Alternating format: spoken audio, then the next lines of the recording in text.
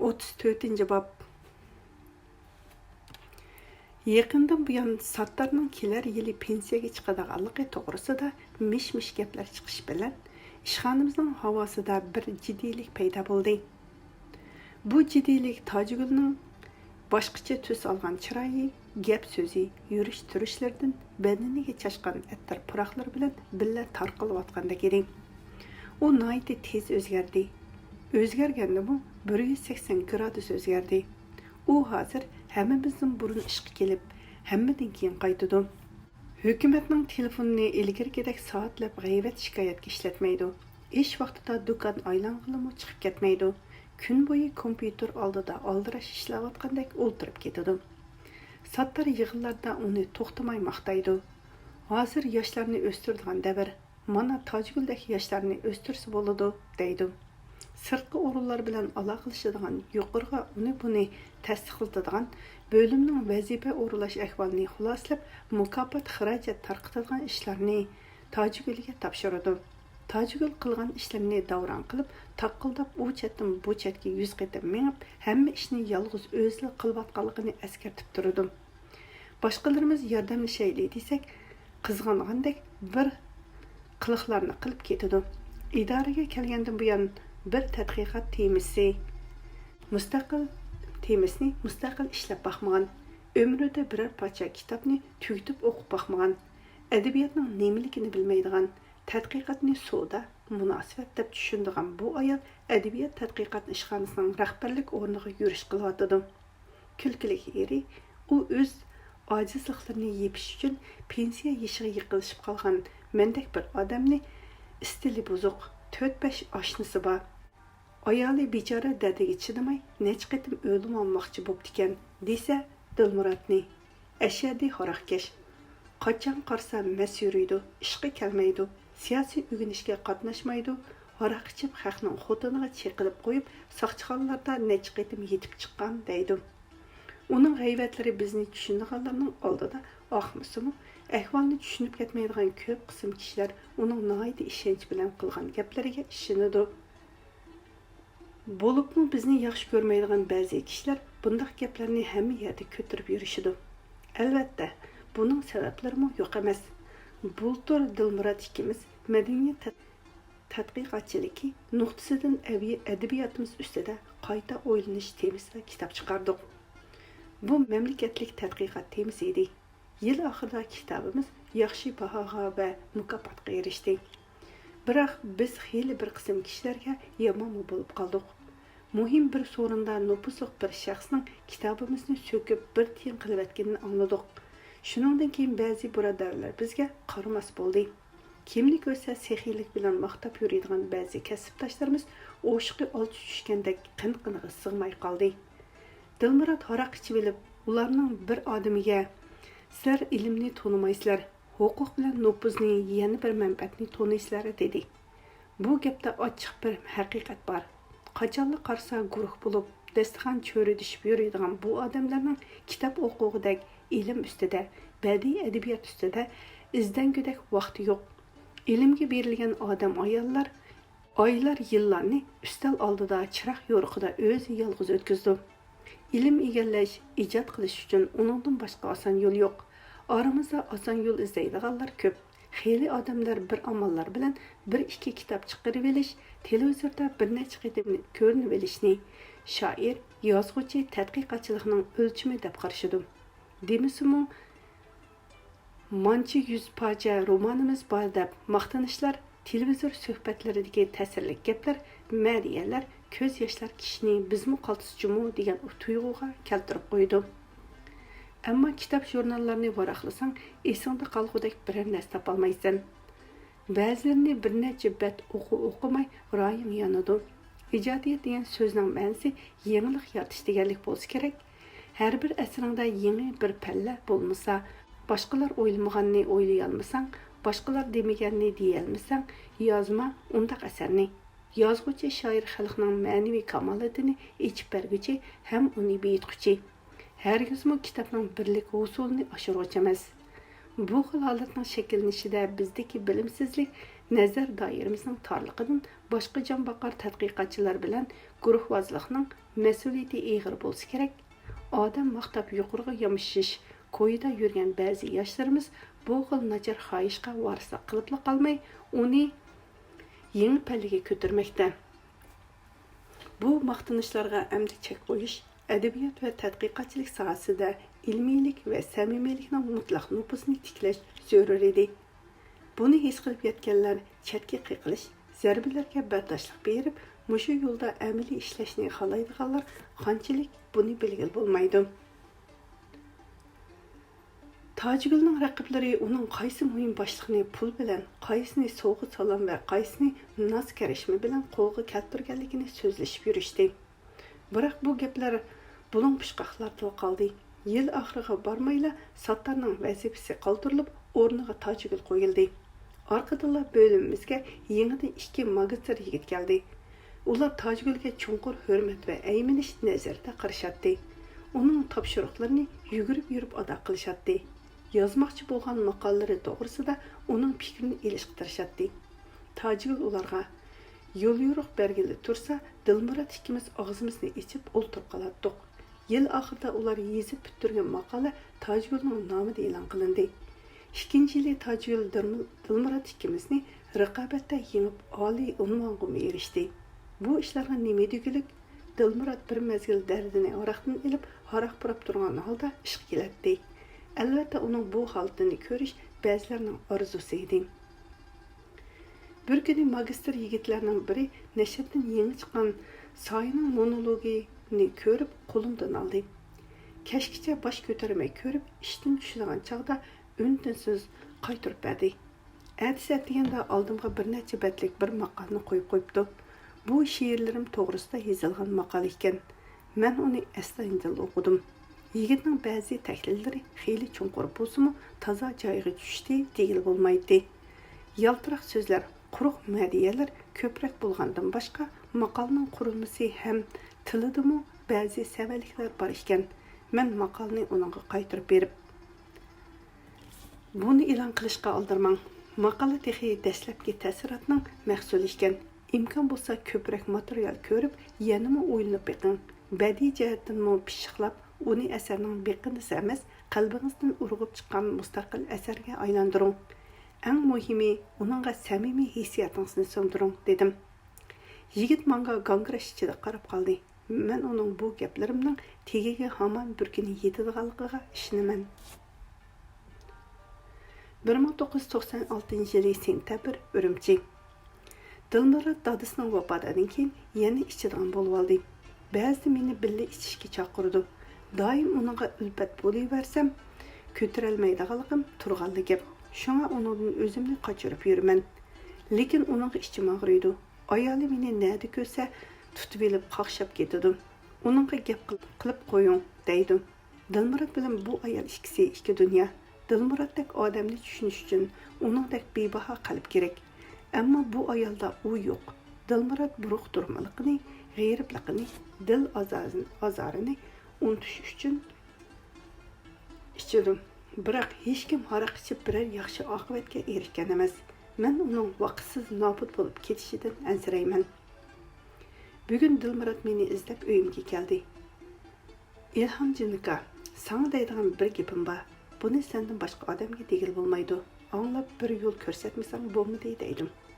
Amsa aroq ichmaymiz. Oshxona bormaymiz. Hajar tamoq etib berib, bolalarni elib bir yerga boradi. Ikkimiz kangtasha o'ltirib parangshayli desam, Dilmurod rozi bo'ldi. Men uning qo'shimizni turib, bir nuqtaga tikilguncha o'ltirib ketishiga, orqa-orqani tortishiga, titrab turgan barmoqlari bilan to'xtamay galstugini bo'shtishiga qarab, uni sari samak selayotgan ishning odatdagi ish emasligini his qildim. Tamoqni oldirmay yedik. Tamoqdan keyin bir chaynak choy damlab, xung tasandan birini oldiga qo'yib qo'ydim. U untinsiz o'ltirib, tamoqni ulab chekiverdi.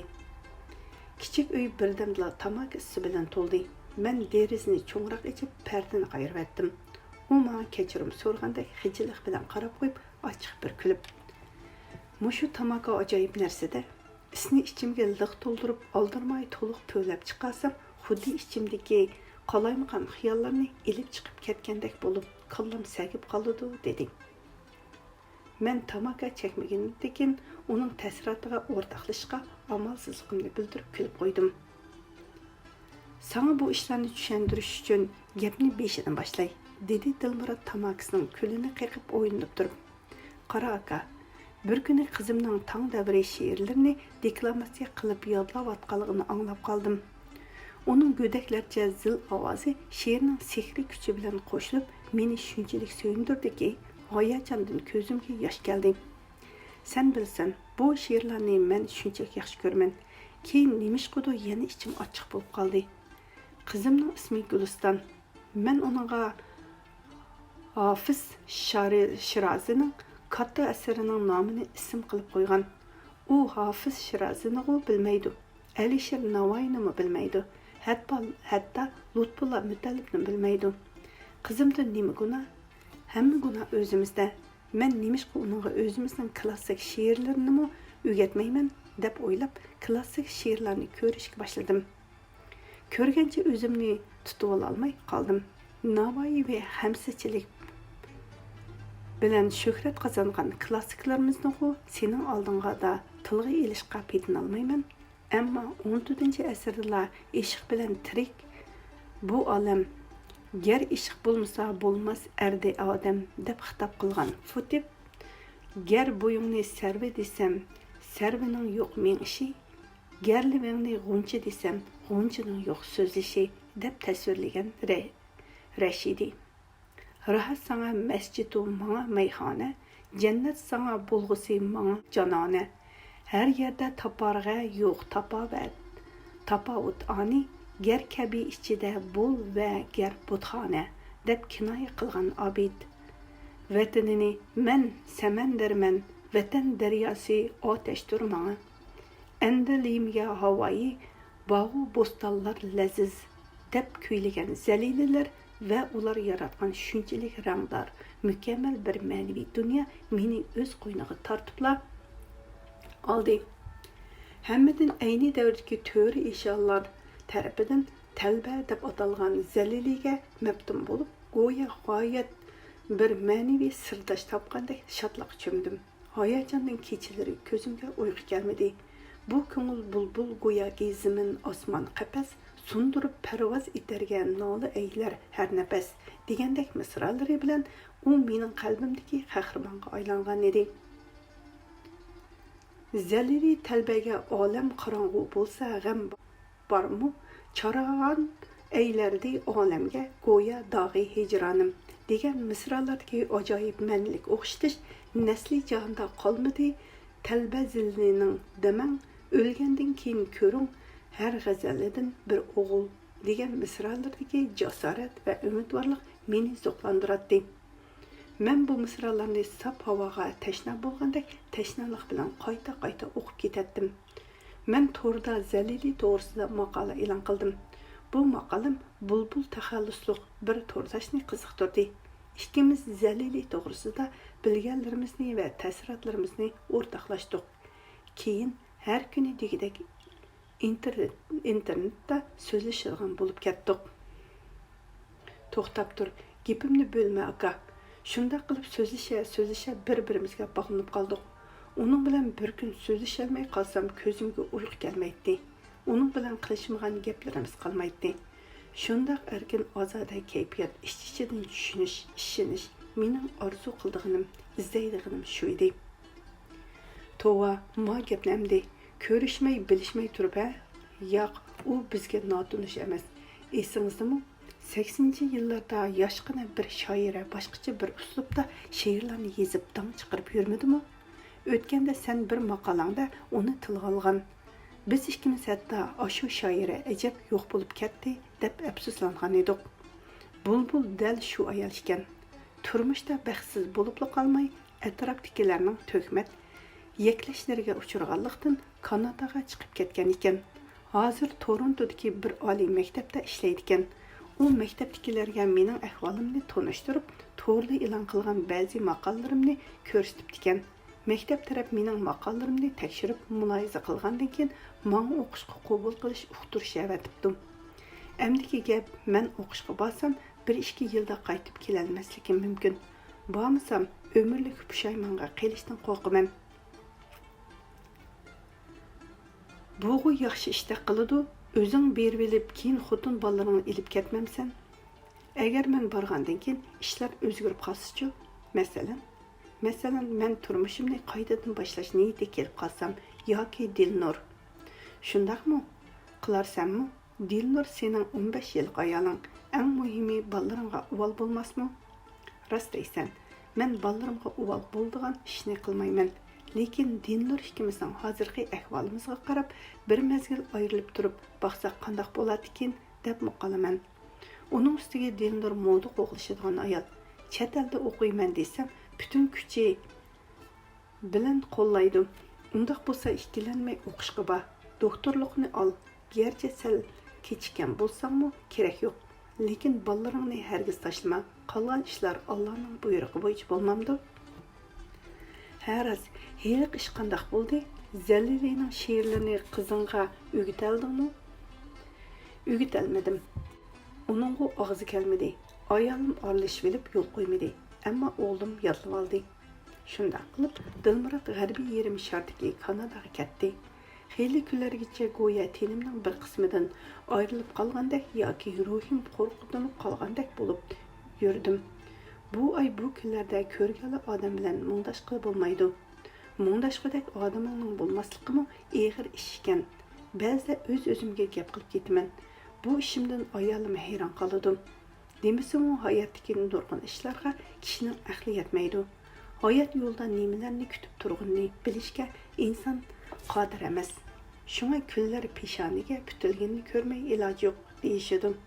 Biroq bir manzilga yetganda o'tgan kunlarimni eslasam, juda bo'lgan yaqin odamlaring tanışıp düşünüşke aqida qilishqani yoki tasodifiy tanışıp qolgan, sana yaxshi tilakda bo'lgan, mehri muhabbat ato qilgan kishilarni eslasang, bu dunyoda ko'nglingni illatib, insonni insonga bog'lab turadigan uzilmas bir rishtaning mavjudligini, ashu rishta seni bu dunyoga, hayotga bog'lab turadiganligini his qilasan. Bir ishni o'ylasam, hozirmi hayron qolaman. Dilmurodni uzitish yuzasidan tuqqanlar bilan bir sorunda bo'lib qoldim. Sorunda naiti salopatli kelishgan bir nozir parang orliqida to'g'raqliq degan bir yurtning ismini chiqarib qoldi. Men hayajonlanib o'zimning to'g'raqliq degan yerdan kelgan bir dehqon yigit bilan bo'lgan qisqagina do'stligimni, keyin beshimga kutilmagan qismatlar kelgan, butun jon mendan yuz o'rgan kunlarda qorong'u kamerada o'tirib, ashu yigitning sovuq salimini topshirib olganligimni, toza tushkunlashib hayotdan bezgan chog'larimda uning mehri muhabbati menga shifo bo'lganligini so'zlab berdim. Ashu yigitning ismi nima ekan? Nozir mendan so'rab qoldi. To'xta qari deb javob berdim. Kutmagan yerdan Nozir o'zining dal ashu to'xti qarining o'g'li ekanligini aytdi. Ikkimiz qaytadan quchoqlashib ko'rishdik. Keyin men saqlanib qolgan bir qism ko'lni suratlar orasidan dadasining ayni yillardagi suratini tepib berdim. Nozir hissiyatchan kishi ekan, suratga qarab buqildab yig'lab ketdi. Shuningdan keyin ikkimiz bir necha qitim uchrashdik, lekin munosabatimiz dastlabki holda qoldi. Hashamatlik so'rovlar uning dadasi qalbimda qo'zg'algan unutulg'usiz hissiyotlarni qo'zg'ay olmaydi. Nozir bilan mendek nomrod ziyoli o'tirsida o'rtoqlik yo'q edi. Biroq uning dadasi saf, samimiy qalbi, o'ziga xos she'riy sezgusi, chiroyli xatlari, sal tortinib yozg'ini bo'libdimi deb kulib turishlari bilan mangu esimdan chiqmaydi. 35. bob. Payshanba kuni subhida ballari bomdodga qo'pishdan ilgirla Zaynabxon uydan chiqib ketdi. Yulduzlarning yo'riqida aran ilg'i qilg'ili bo'lgan qorong'u ko'chani kesib o'tib, mahalning yuqorisiga qarab bangdi. Qaysi bir ho'yillarning bog'larning oldidan o'tganda ishlar qovib qoladi. Yo'llarda, etiz qirlarda yo'g'on yong'oq, o'rik daraxtlari qorayib ko'rinadi. Mahalning cheti kevazlik edi. Zaynabxon kevazlikning qiri bilan ketayotganda burniga kuchlik dori purq urildi. Qurutni yo'qotish uchun dehqonlar uni bo'lishga chachatdi. Shuning bilan etizlardagi qurut qo'ng'izlar Paqlar tangla qırlatdı. Bularning o'ligini yegan qushlarmi o'lib qoladi. Zeynepxon ilgari dasigalar yerdan 2-3 paq sakrab chiqadigan chaqlarda ziroatlarga bunchalar qurib tushib ketmaydiganligini o'ylab, o'zicha Alloh yaratgan har qanday jonivorning bir xosiyati bor ekan deb pichirladi. Etiz qirlardan qushlar bilan paqlar yo'qolgandan buyon kepinak qurut tutish odamlarga qoldi. Hey odamlar, o'z qilmishining jazosini tortib o'tadigan odamlar. Kevezlikning chetiga qarab mangancha yerlar egizlab qolgandek bilinadi. Zeynepxon g'uva tang yo'rqida sinchilab qarab kevezlikni qum besib ketganligini, eng chetdagi bir necha mo yerga kevezning uchuli chiqib qolganligini ko'rdim. Qum degan sezgusiz, jonsiz narsa emas. U hammani sezib bilib turadi. Umu mangdu, usaydi, ba'zida xush bo'lsa, ba'zida quturaydi. Uni muloyimlashtiradigan narsa faqatla suv. Odamlar uning ich bag'rini quritib qo'yganda, u quturab o'zini hayron qotadi. Odamlardan yer suv talishidi. Ilgari bu yerlar qo'yiq yo'lg'unliq edi. Onda-sanda to'raqlarmi yashirib turadi. Quturgan qum yo'lg'unliqqa kelganda to'xtab qoladi.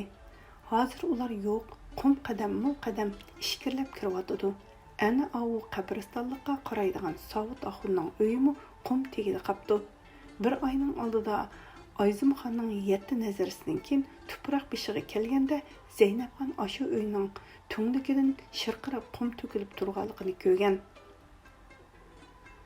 Zeynepxon etizlikdan o'tib bo'lganda mahalladagi xo'rozlarning bas-basda chillashgan ovoz anglandi. Yiroqdan qabristonlikning dal-daraxtlari ko'rinib turadi. Bu yerda qabrlar tezlik o'rilib yo'q bo'lib ketadiganligi uchun kishilar qabri atrofiga ko'cha tikadi yoki to'g' alam bog'lab qo'yishadi. Shuningga asosan kishilar ota-bobo urug' tuqqanlarining qabrisini yengilab yo'qlab turadi.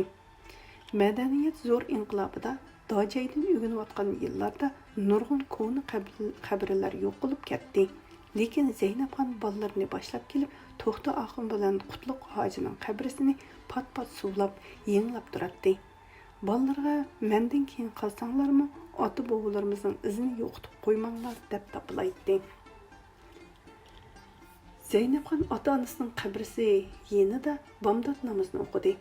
Ota-bobolarining ruhiga atib, bolalarga omon esenlik, ko'ngliga insof tilab, uzunga duo qildi.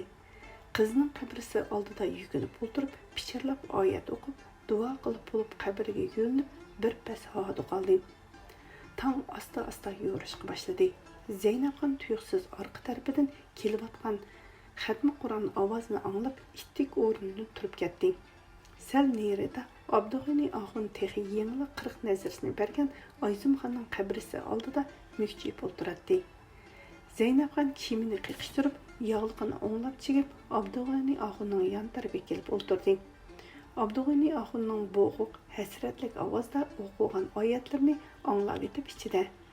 Ayzimxon talaylik ekan, armonsiz ketdi. Keyingi chaqlarda uzoq og'riq tortgan bilan xornib qolmadi. Bolalarmi bir-biridan insofli cho'ng bo'ldi, deganlarni xiyoldan o'tkazdi. Ular duo qilib bo'lib, tinish amonlik so'rashdi. Abdug'ani Axun qizirib ketgan ko'zlarini qabriga tikib, bir pas jimib ketdi. Xiylidan keyin beshini ko'tarib, yig'layotgandek bo'g'iq ovozda: "Menga pek ig'ir keldi, Zeynepxon. Kesa bo'lsa-mu, ho'ylida o'ltirib bergan bo'lsa, uni qilinglar, buni qilinglar deb meni ishga buyurib qo'yib, yotgan bo'lsa, men martaba rozi emasmidim? Mana endi supuga qarsam yig'i tutadi. Uyga texi kirgim kelmaydi. O'zimni bilmayla bu yerga kunda necha qitim kelib qolaman" dedi. "Sabr qilsizlar, o'lganning orqasidan ketgili bo'lmaydi. Alloh taolo rizqimizni ko'tarishgacha sabr taqat bilan yashamasak kupurliq bo'ladi. Uyga bolalarga sili bo'lmasli bo'lmaydi. Ayzimxonni jannatda rohat ko'rsin deb Alloh o'zi elib ketdi. Uni to'li o'ylab vermislar. Dard degan jonni ekak deydi, deyishidi. Jonlardan aysila, men berib helim gulni avatay. 5-6 kun yollarda tursin. Rahmatlik silini bek cho'ng ko'ratdi. To'g'raqliqda uningdek ayol yo'q deydi. Seni yosh tul qoldi deb doim g'amlarni yeydi. Aslida bormikin, Açarçılıq yıllarda silinikiga 2 qitim buğday evetken. İkkilisini men özüm keçisi apırıp o'ylarga qo'yib qo'ygan. Zeynepxonning yuragi sirqirgandek bo'ldi. U Abdug'ani Axunga tikilib qarab, "Hey Abdug'ani Axun, ashu yillari balllarım kichik vaqtida o'ni o'rish bergan, eg'ining temini yostib bergan, o'giziga to'p selishib bergan chog'lardami Ayzimxon evatganmidi?" Abdug'ani Axunni ikki tizining o'tirsiga engishtirib olgan beshini kuchab langshitdi. Zeynepxon Abdug'ani Axunning ko'zidan oqqan yo'g'on yosh tomchilarining qumga tushib singib ketayotganligini ko'rdi. Endi Zeynepxonning ko'zlaridan yosh quyilishga boshladi. Bu yoshlarning Ayzimxon uchunligini yoki o'zi uchun ekanligini bilish tez edi. Zeynepxon Abdug'ani Axundan ayrilib mahalla tarafga qarab mangdi. Uning o'ruq badani bo'ronda qolgan ojiz daraxtdek her yan chayqalatdi. Beshi qiyib ko'z oldi qorong'ilashgandek bo'ladi. U mahallaga yaqinlashganda oq ro'molni beshidan olmagan Helimi Gul bilan Turdi qarining kelayotganligini ko'rib, o'zini sal tutib oldi. U Helimi Gulning oldida to'xtab, "Qizim, bu musibat dadingizga bek ig'ir kepti. Uning holidan obdan xabar elinglar. Siz 5-6 kun uning yonida turing" dedi. Uzoq o'tmay Zeynepxon o'rin tutib yetib qoldi. Aradan bir yoz, bir qish o'tganda Ro'zaxon qumushliqning yenidagi ochiqchilikda yana paydo bo'ldi. U ambarda uzoq turib to'pi bisib ketgan.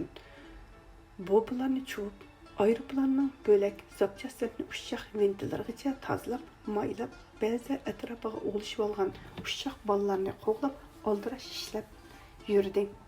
Shu kunlarda yo'q bo'lib ketganiga 17 yil bo'lgan Ahmad tuyuqsiz paydo bo'lib qoldi. U teraklik o'ylaga kirib kelganda ishning uduldagi supida yotgan Zeynepxon kulib o'rnidan qo'pib, "Bolam Ahmad, men seni eshikdan qachon kirar ekan deb yo'lingga qarab oyatgan. Mana og'ir senmi kelding?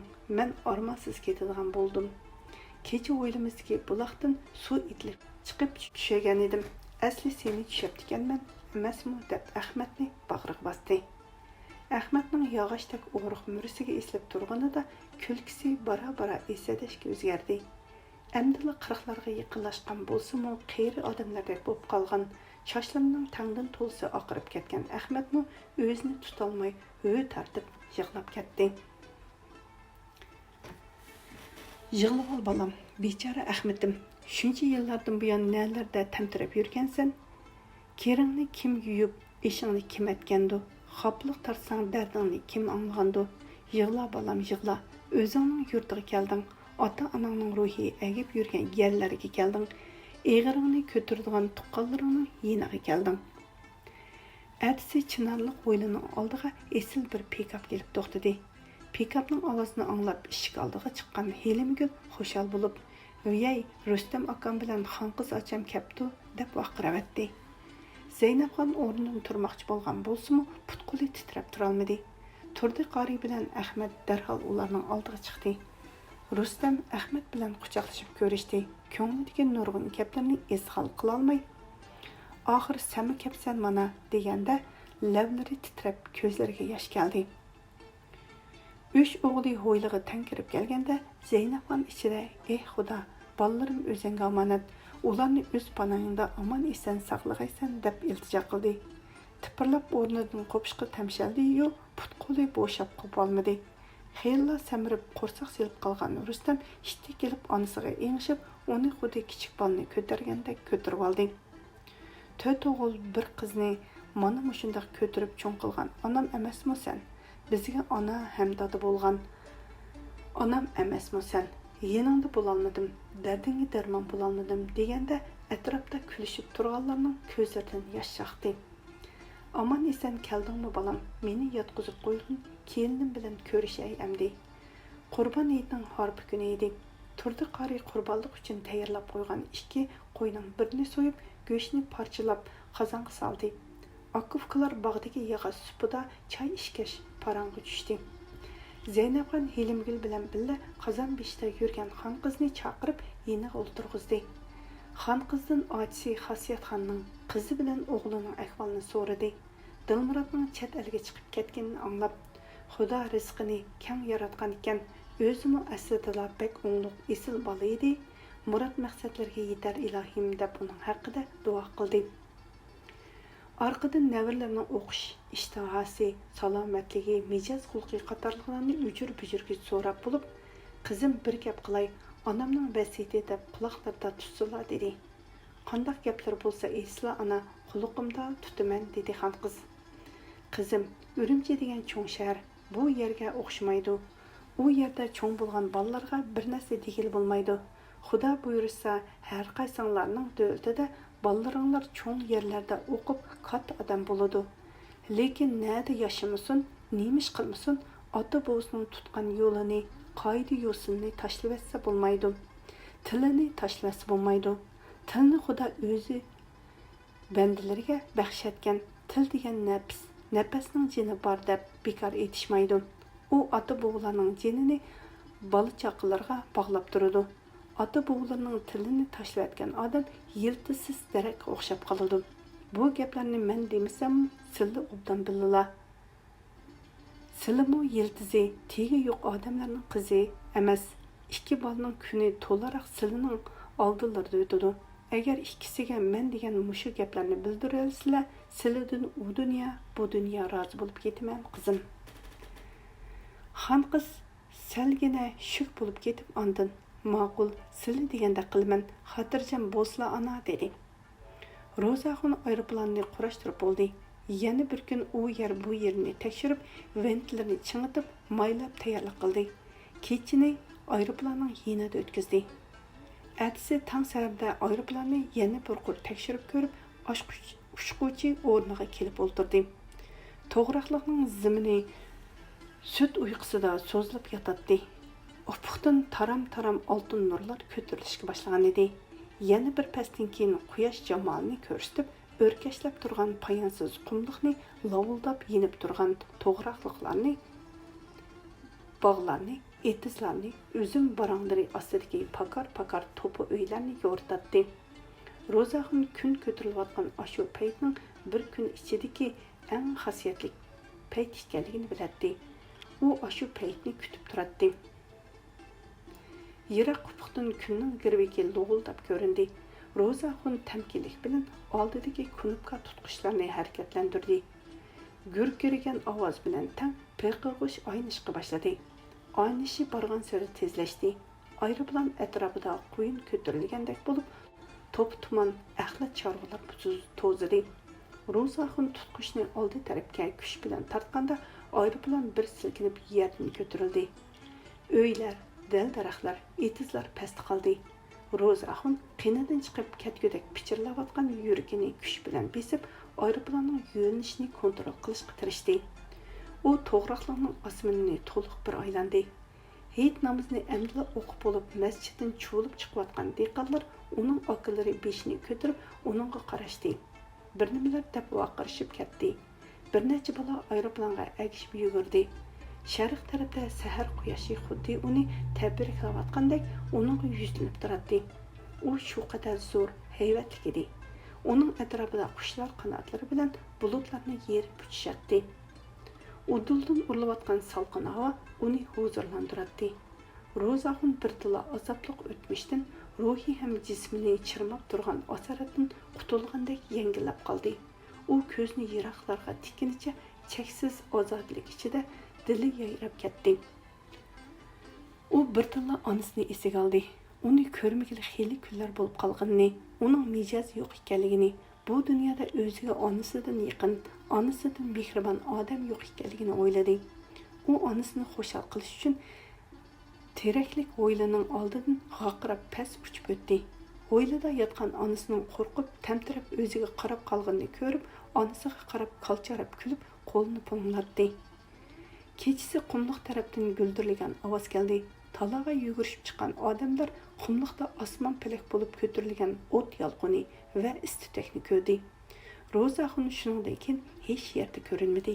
Kishilar uni ayroplan bilan birga kuyib ketibdi deyishatdi. Guldirilgan ovoz chiqqan shu soatda Zaynabxon nafasdan to'xtadi. To'g'raqliqning yuqorisidagi timtas qabristonlik bugun odam bilan to'ldi. Hammasi degidek sәлli yüge beliga aq bağlagan cemaatning oldida Zeynep xonning o'g'illari Turdi qori, Rustam, Ahmad, Velaxunbayning nabirlari Abdug'ani axun, Tosh axun, Yusuf axun, do'konchi O'g'il Qasim axun, Namat axun, Davud axun qatorliq oqsoqol buvaylar, Imom axunim, Mazin axunim, Yosin qori qatorliqlar turadi. Bugun bu yerga to'g'raqliqning 3 mahalla bir bozoriga jini borligi er kishi qolmay kelgan edi. Ko'zlarga liq to'lgan yosh, chiroylarda aks etgan judolik asirdi. Marhumning to'g'raqliqdagi eng qadimiy jamoatning a'zosi bo'lganligidan yoki obro'li o'g'illarining bo'lganligidan emas edi. Bu oddiy jabakash ayol xuddi bir pak e'tiqoddek, xuddi o'zlari bilan birga o'sib yetilgan ojiz singlisi yoki mehribon onasidek ko'ngillardan cho'nqur o'rin olganligidan edi. Bu judolik hasratiga osmonmi hamdam bo'layotgandek turilib, yomg'ir bulutlarini qaynatib turadi. Kigizga o'ralgan meyitni ikki qo'llab ko'tarib, lahat kelib kirganda Turdi qori qor yomg'irdak to'kilib chiqdi. Jamoat sepi bo'ron tepgandek davulg'idi.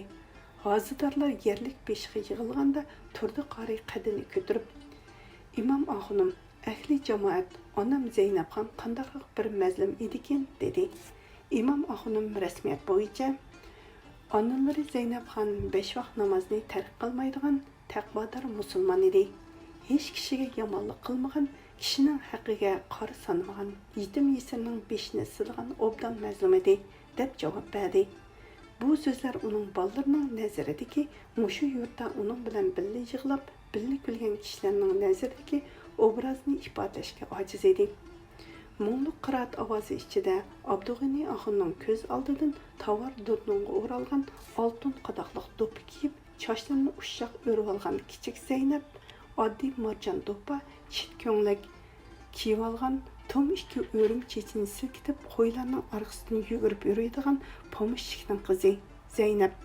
Bir bolasini yetlab, birini ko'tarib, qo'ltig'iga tog'ar qisib, etizliga ketayotgan eg'ir oyoq Zeynab. Ocharchilik yillardagi bir teri, bir ustixon bo'lib qolgan, tükürkini yutib, oxirgi bir burdunonni bolalarga ulashtirib berayotgan Zeynab. Dajaydan o'g'inish yillardagi kuniga 12 soatlab ishlab, ishdan yonadigan chog'da ma'olmay, ikki pukilib etizliqda yetib qolgan Zeynab. Xuddi kino ko'rinishlardek bir-birlab o'tmoqda edi. Kichigida u jangalda qo'y beqiyotgan chog'larda osmondagi eng nurli yulduzni Zeynabga o'xshatdi. Albatta, uningdek podichi osmondagi yulduz bilan teng bo'lolmaydi. Keyin joni o'zgardi. U dag'dug'liq harakatlar tinchib, Zeynabga yaqinlashgandek fursatning kelishini kutib yurdi. Kutmaganda Zeynabning atrofida to'xti qari paydo bo'ldi. Uni Abdug'ani axunning ko'z oldidan xuddi cho'ja olgan burkutdek ilib ketdi. U bir mezgil azoblanib yurdi, ammo ko'nglida chiroy turg'ay kelishgan xushxuy, tegi isil to'xti qarining Zeynabga texim loyiq ekanligini e'tirof qiladi. Uning ustiga to'xti qari uning jon do'sti edi. Buninglik bilan uning Zeynabga bo'lgan ijiliq yo'qolmadi. Balki uni har bir ko'rsa, yengilib, ulg'ayib boradi. Ammo bu hech qanday tamossiz, g'arazsiz hissiyot edi. Yillar o'tgancha bu hissiyot xuddi oz uchraydigan bebaho go'hardek so'zilib yaltiradi. Dunyoda shaxsiyatsiz muhabbat bo'lmaydi, deyishidi. Ammo Abdug'ani axunning ko'nglidagi hissiyot dal ana shunday shaxsiyatsiz, tamossiz muhabbat edi. U Zeynabning oilasi, bolalarga ziyon selishni xohlamaydi. Uning nom obro'yiga qilcha dog' tushiradigan ishni qilmaydi. U shunday tubtuz, samimiy odam edi. Zeynabga bo'lgan omroqligini hech vaqt yoshiribmi yurmaydi. Uning hissiyoti qanday odamligini xotini Oyizimxon obdan tushunadi. U uni kunlamayla qolmasdan Zeynabxon yolg'iz qanday qilyotgandi deb uni Zeynabxonning eg'ir yenik ishlarni qilib berishga vatadi. Shuning uchun Abdug'ani axun xotinini texim qadrlaydi. Oyizimxon o'lib ketib, uning ich og'riqi amdila unutilishga boshlagan kunlarda u Zeynabxonning yana yetib qolganligini angladi. Ammo uning bundoq tez ketib qolishini o'ylamagan edi. Abdug'ani Axun oqirib ketgan quyuq qoshlarini ko'tarib, nursiz ko'zlarini atrofga tikdi. Hozirlar uzab ketyotdi. U yolg'iz qolgan edi. Uningdagi 2 qadam neridagi yerlikda u umr vayot unuta olmagan. Uning uchun shunchalik aziz ham pok bir ayol yotadi. Bu ayol uning bu dunyoga bo'lgan oxirgi tortishi va o't ushqunidek umidini birga elib ketgan edi. U o'zining uzoq yashay olmaydiganligini biladi. U yiroqlarga qaradi. Balliq yoshlik chog'lardagi nurg'un ishlar saldek ulg'ayib xiyoldan o'tganda o'zini 200 yil umr ko'rgandek his qildi. Yana bir o'ylasa, buriti xat tortgan chog'lar xuddi tunugungi ishlardek bilindi. Bu umr naqadar qisqa, ha? Xuddi tushdek, xiyoldak, aqlingni tepib bo'lg'icha ko'z oldingdan yetib bo'ladigan. U beshidan tumuqini ilib osmonga qaradi. Osmon xuddi qo'g'ishin yeyilgandek xira, eg'ir ham ko'ngilsiz edi. Uning burjaklaridagi qizillik go'yo o't lovuldab turgan do'zax ko'rinib turgandek tuyg'u beradi. Abdug'ani Axun qandoqdir bir yomon ish yuz berdigandek vahimaga tushib qoldi. O'z-o'ziga havoning payli bak buzuq, ishtigirak uyga ketib olay deb bo'dingshidi. Xuddi ayrilishga qiymagandek sal neridagi Ayzumxonning qabrisiga uning birisidagi yangi yerlik yinishlab qaradi-da, hosiga taynib o'rnidan turib mahalla tarafga qarab mangdi. Yiroqda oppoq bir narsa pildirlab ko'rinadi. U uning helimgul ekanligini oldiga kelganda tonidi. Shu kuni Aliyatqa bo'lganda bo'ron ko'tarildi. Bo'ronning ansiz ko'karashlari ichida uyan bu yonga o'rilib uxlay olmay yotgan kishilar oxir qattiq uyquga g'arq bo'lgan chaqlarida ishik to'ngliklaridan, deraslaridan shiriqlab qum besib kirayotganligini tuymay qilishdi. Qum o'tqa, suvga o'xshamaydi, ammo u odamni tunjuq turg'idek jimjitlik ichida rahimsizlik bilan o'z ishini qilaverdi. Kimdir birlari dahshatli ovozda vaqirib, nola faryod chekkandila kishilar undarishib qo'pishdi. Qiya-chiyoqqa ilishib, bir-birini ittirishib, ushoq bolalarni qumning ostidan tortib chiqarib, qo'lga olgudek narsalarni ilishib, mahalning g'arbiy janubiga qarab yiqilib, qo'pib yugurishdi. Qum ostidan jinni ilib chiqqan texmo ko'plari o'la tirilishiga baxmay mashinalik, harvoliq, ot uloqliq piyoda nahiya tarafga qarab qechib ketyotdi. Tong yo'riqqa boshlagan edi. Quyosh ko'tarilsa, qumliq o'tdek qizarib ketsa, issiq jonlarni ilib chiqqan bu odamlarga tas bo'ladi. Qum xuddi g'azabga kelgan g'oyastur yirqishdek to'xtamay siljimoqda edi.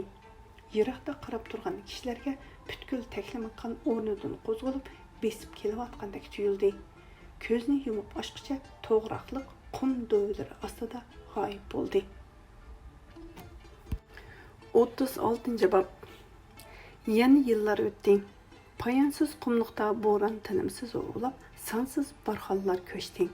Dong yo'talar o'ymonlar dong yo'talar aylandi. Angliyalik London shahri atrofida yashaydigan 80 yoshli Robert Taylor apandi bir kuni dadasining tabarruklari orasidan girbaklar qirchilib, varaqlar sog'ayib ketgan bir xotirni tepib oldi. Bu uning cho'ng bovisining ekspeditsiya xotirasi edi. Uningda dunyoda mashhur taklimikan qumliqidagi mo'jiza kabi bir yurt xotirlangan edi. Dunyo bo'yicha eng ko'rkam, eng chidamli daraxt bo'lgan to'g'roqlar bu yegona jannatni bo'ronlar huvlab turadigan ustixonlar bilan qumga patgan ko'tak harvalar oqirib ko'rinadigan mudhish qumliqdan ayirib turadi. Ashu to'g'roqlarning orasida Aryan irqiga tava ajoyib qovul, ishchan ham oqko'ngil odamlar makalashgan. Ularning qizlari farishtalardek chiroyli ham muloyim. Odamlar mahalla o'tirsidagi masjidda namozni o'qib bo'lib, parcha-parcha etizliqlarda teriqchilik qiladi yoki mol boqadi. Ular shukr qanoat bilan bekmi oddiy, ammo ma'nilik yashaydi. Har kuni Gugumda mahallaga qaytgan mollarning oyog'idan ko'tarilgan chang to'san ko'kka o'riladigan. Qiz-cho'qonlar qapoq so'g'ularni ko'tarib buloq bo'yiga mangan. Uşaq bolalar mükişmek oynash uchun bir-birini chaqirishib yurgan vaqtlarda bu yurt hayatiy kuchga to'ladi. Ko'p o'tmay yo'g'on ham dubdigilak oy to'g'roq shoxlarning orasida paydo bo'ladi. Мәзіннің мұңлық авазыдан кейін мәлі тым таслық ішіде uyquga g'arq bo'ladi. Xotirada yana bu yerdagi odamlarning yemak-ichmak, örf-odatlari, she'r qo'shiq cho'chaklari, bir mulla, bir baxshi va uning doğrularının o'zi bilan hamrohlarining hayotini qutqizib qolganligi xotirlangan. U yana hayotining oxirigacha ashu yurtga yana bir qatim berib, ashu oq ko'ngil kishilarning yaxshiligini qaytarish, u yerning o'zgacha madaniyatini yanama chunqur o'rganish orzusini bildirgan edi. Robert Taylor apandi bu qurlarni o'qib o'tib ko'ziga yosh oldi. U buvisining bu orzusini o'rlamoqchi bo'ldi va buni o'zining adoqi orzusi deb bildi. U nurg'un tirishchiliklardan keyin to'g'rilik degan yerni izlab topdi. U yer haqiqatan jannatga o'xshaydi. Yop-yeshil daraxtlarning tubidan buloqlar qaynab chiqib turibdi. Turli yovvoyi hayvonlar, uchar qanot jonivorlar buloqlardan suv ichib xotirjam yashaydi.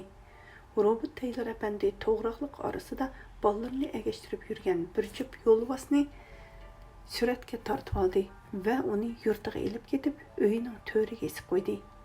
Ajoyib zo'r, rangdor, hayvatlik ham salobatlik bu yo'lboslar to'g'rilikning haqiqiy egisi edi. Ular to'g'rilikqa adabiylik qaytib kelgan edi. 2009 yili 6 oy Urumchi.